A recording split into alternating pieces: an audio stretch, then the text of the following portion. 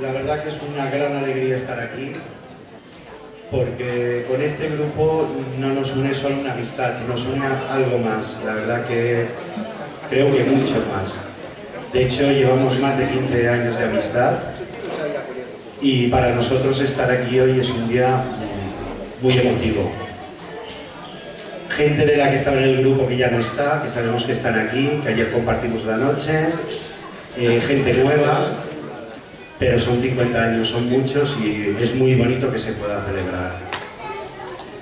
Entonces, con vuestro permiso, queríamos hacer entrega de un pequeño obsequio a Jorge.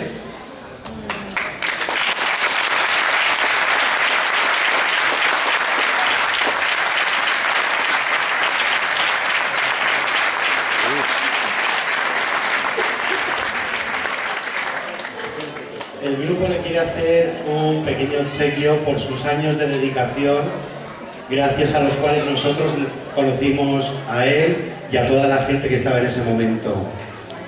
Y asimismo queríamos hacer otro pequeño obsequio a Josiño como futuro de lo que es el grupo.